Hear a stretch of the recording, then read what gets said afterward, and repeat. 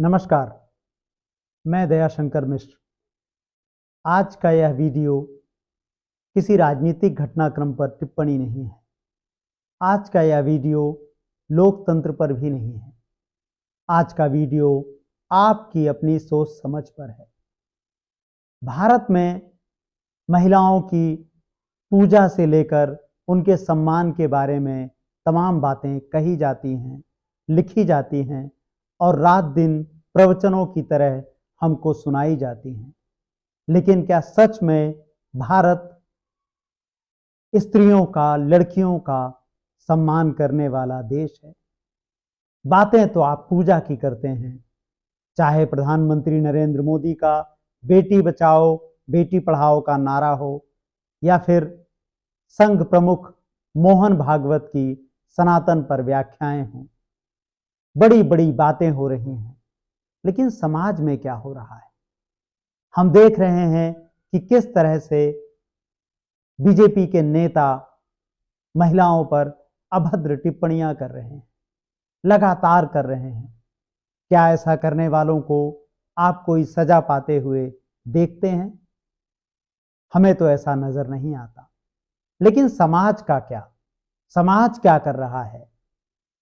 राजनीति तो अपनी तरह से चलती है, लेकिन समाज क्या राजनीति के पीछे पीछे चलते हुए वह अपना विवेक खत्म कर देता है?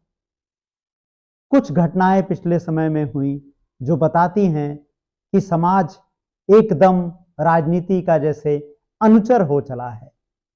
जिस तरह के बयान एक पॉलिटिकल पार्टी के नेता दे रहे हैं, उसी तरह से समाज महिलाओं के प्रति अपना व्यवहार और नजरिया बना रहा है।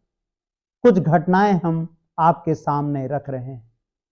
आशाराम, आपने नाम तो सुना ही होगा।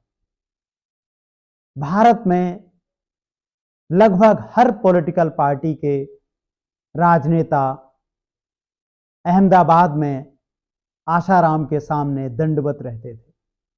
उसके सामने दंडवत रहने वालों में देश के वह सभी नेता शामिल हैं जो आज आपके लिए पूजनीय बन गए हैं। प्रधानमंत्री नरेंद्र मोदी आशाराम के आश्रम में जाने वाले ऐसे ही एक प्रमुख व्यक्ति रहे हैं। आशाराम जो जोधपुर में दुष्कर्म के 2 मामलों में आजीवन कारावास की सजा काट रहा है, उसे 31 मार्च तक इलाज के लिए अंतरिम जमानत दी गई है। और आप देखें, अखबारों की कतरनें बता रही हैं कि जैसे ही आशाराम जेल से बाहर आया, उसके तेवर वैसे ही हो गए जैसे पहले थे। उस पर पुष्प वर्षा करने वाला यह समाज कौन सा है?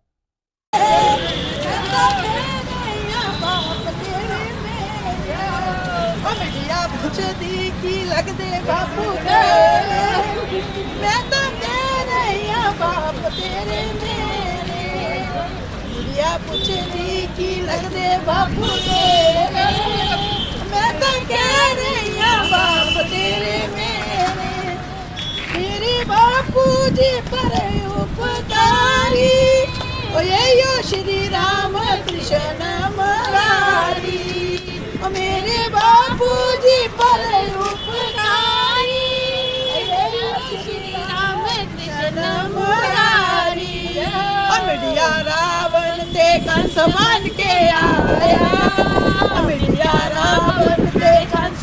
कौन से लोग हैं जो उसके बाहर आने पर नाच गा रहे हैं? आपको यह तस्वीरें, यह वीडियो शर्मिंदा नहीं करते? आप किस मुंह से यह वीडियो देखते हुए अपनी बेटियों से बात कर पाएंगे? उनके हक की लड़ाई लड़ने की बात दोहरा पाएंगे? भारत में अच्छे से अच्छी बात एक जुमला बनकर खत्म हो जाती है। उसका उपयोग केवल और केवल वोट के लिए किया जाता है। समाज भी शायद एकदम इसी सोच पर सरपट दौड़ने लगा है। अगर ऐसा नहीं होता तो आसाराम जब जेल के बाहर आ रहा था तो एक सन्नाटा होना चाहिए था। वो सन्नाटा आसाराम के दिमाग तक पहुंचता कि उसने क्या किया और क्या उसको सजा मिल रही है। लेकिन आसाराम के समर्थन में जुटी भीड़ उस पर पुष्प वर्षा बताती है अपराधियों को कि अपराध करने वालों के साथ समाज कैसे खड़ा रहता है। बेटियों के साथ दुराचार करने वालों का यह पहला मामला नहीं है। आसाराम पहला व्यक्ति नहीं है पिछले कुछ समय में जिसका समाज अभिनंदन कर रहा हो। ध्यान रखिएगा, आसाराम को सजा हुई है दुष्कर्म के 2 मामलों में आजीवन कारावास की सजा। दोषी है आसाराम। आसाराम आरोपी नहीं है जिसे आप संदेह का लाभ दें। यह तो बात जोधपुर की हुई, लेकिन वाराणसी में आईआईटी में एक छात्रा के साथ दुष्कर्म के 2 आरोपियों का माला पहनाकर स्वागत किया गया। यह खबर क्या बताती है? यह खबर बताती है कि हम कितनी जल्दी भूल जाते हैं। नवंबर 2024 में आईआईटी बीएचयू में एक छात्रा से 3 युवकों के दुष्कर्म का मामला सामने आया था। कैंपस में ही इस घटना को अंजाम दिया गया था, जिसके बाद यूनिवर्सिटी के छात्र छात्राओं के विरोध प्रदर्शन के बाद इस मामले में कार्रवाई हुई और आरोपी कुणाल पांडे, सक्षम पटेल और अभिषेक चौहान को गिरफ्तार किया गया।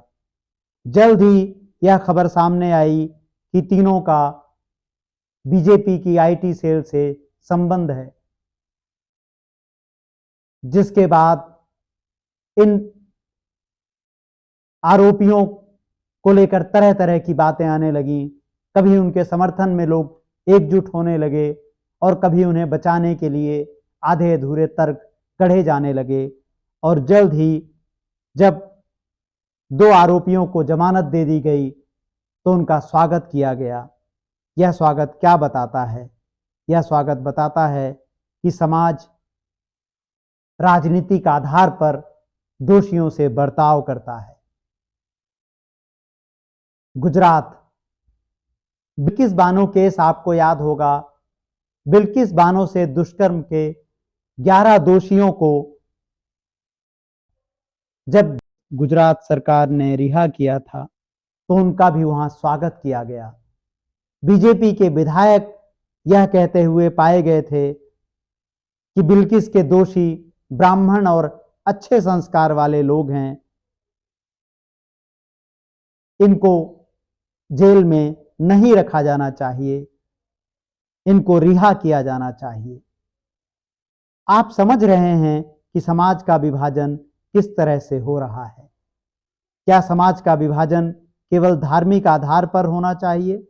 अगर कोई ब्राह्मण है तो एक विधायक उसे अच्छे संस्कार वाला करार दे देंगे और उन्हें जेल से बाहर रिहा करने की बात करेंगे। गुजरात की जनता ने पता नहीं इस घटना पर कितना नोटिस लिया, क्योंकि विधायक राहुल जी का इसके बाद कहीं कोई विरोध नजर नहीं आया। तो जोधपुर, बनारस, अहमदाबाद, सारा समाज जैसे दुराचारियों के स्वागत और अभिनंदन में जुटा हुआ है। यह खबरें हमारे देश की महिलाओं और बेटियों को क्या संदेश देती होंगी? क्या आपके विवेक पर इससे कोई प्रहार नहीं पहुंचता कि कैसा हमारा देश है, कैसा हमारा लोकतंत्र है और कैसी हमारी नागरिक चेतना है? विडंबना देखिए कि मीडिया इन खबरों पर कभी कोई बहस नहीं करता। आप टेलीविजन चैनलों पर इस पर बहस नहीं देखते, अखबार इन पर संपादकीय नहीं लिखते और हम इन पर कोई सोच विचार नहीं करते। आज के वीडियो में बस इतना ही।